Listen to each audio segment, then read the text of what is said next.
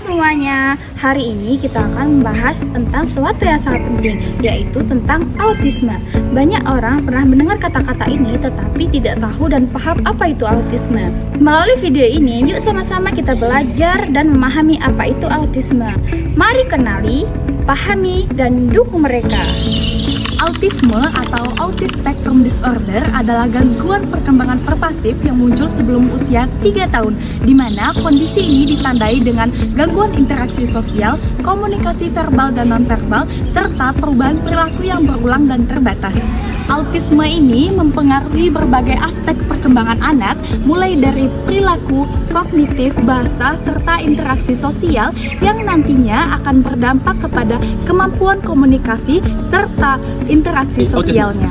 Penyebab autisme itu sendiri bersifat multifaktorial yang terbagi menjadi dua. Yang pertama yaitu faktor genetik, yang kedua yaitu faktor lingkungan. Dari faktor genetik yaitu autisme dapat dipicu karena gangguan pertumbuhan sel saraf, kemudian mutasi gen, dan yang terakhir yaitu kelainan genetik. Kemudian yang kedua yaitu faktor lingkungan. Resiko juga dapat meningkat karena paparan polusi, radiasi, serta komplikasi pada ibu hamil seperti pendarahan dan usia ibu yang terlalu tua. Level atau klasifikasi pada anak autisme ada 3, yaitu level 1, level 2, dan level 3. Yang pertama level 1. Level 1 merupakan level ringan. Anak biasanya membutuhkan dukungan sosial. Pada level 1 ini, anak biasanya masih bisa berkomunikasi, tetapi tidak terlalu efektif. Selanjutnya level yang kedua yaitu sedang membutuhkan dukungan substansial. Pada level ini gangguan komunikasi dan perilaku lebih terlihat dan mempengaruhi kehidupan sehari-hari. Anak dengan level 2 ini biasanya mengalami keterbatasan bahasa dan kesulitan menerima perubahan rutinitas. Selanjutnya yang terakhir yaitu level 3, berat, membutuhkan dukungan sangat substansi. Pada level 3 ini, anak mengalami gangguan komunikasi dan perilaku yang sangat berat. Pada level 3 ini, anak hampir tidak ada komunikasi verbal maupun fungsional dan sering melukai diri dan sering tantrum. Ada 3 gejala umum yang terdapat pada setiap orang yang berada di bawah dari spektrum autisme. Nah, namun untuk tingkat keparahan dari 3 gejala itu berbeda-beda bagi setiap penyandang autisme. Yang pertama itu ada kurangnya keterampilan sosial. Yang kedua, kesulitan berkomunikasi. Yang ketiga, gangguan perilaku. Nah, untuk yang pertama itu ada kurangnya keterampilan sosial. Mayoritas dari penyandang autisme itu memiliki kecenderungan untuk tidak merasa nyaman yang berada di keramaian, lalu juga tidak merespon ketika kita memanggil namanya, dan juga itu memiliki kesulitan untuk memahami perasaan dari orang lain. Yang kedua, kesulitan berkomunikasi. Dalam hal berkomunikasi, penyandang penyakit autisme mengalami kesulitan saat memahami apa yang dikatakan orang lain, terutama jika diberi lelucon, candaan, maupun sarkasme. Bahkan 40% dari anak-anak yang mengalami autisme tidak berbicara ketika waktu kecil. Gejala yang ketiga yaitu gangguan perilaku. Penyandang autisme memiliki kecenderungan untuk melakukan tindakan repetitif seperti melayangkan tangan dan melakukan hal-hal yang sama secara berulang. Perlu diingat bahwa penyandang autisme tidak semuanya sama.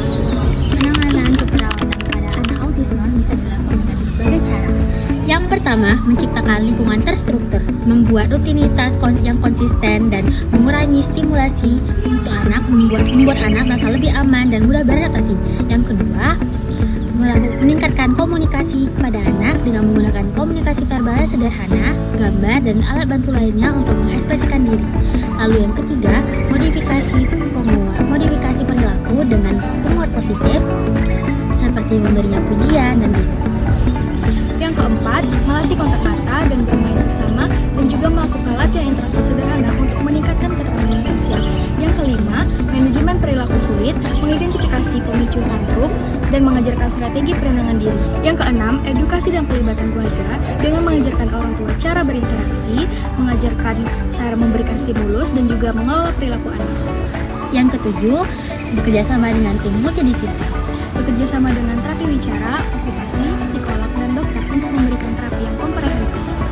Peran keluarga dalam menangani anak autisme yaitu yang pertama, keluarga harus menerima dengan tanpa menyalahkan siapapun. Yang kedua, keluarga juga harus mendukung dan menemani anak terapi dan mengulangi belajar lagi di rumah. Yang ketiga, keluarga membantu belajar kemandirian anak seperti makan dan menyusun lagi mainan yang telah digunakan. Yang ketiga, yaitu keluarga harus membangun komunikasi yang sederhana dengan kata-kata yang singkat dan gerakan yang mudah dipahami oleh anak. Lalu, keluarga menjaga aktivitas supaya anak merasa aman. Dan yang terakhir, keluarga harus memberi pujian atau hadiah ketika anak memberikan perilaku yang baik.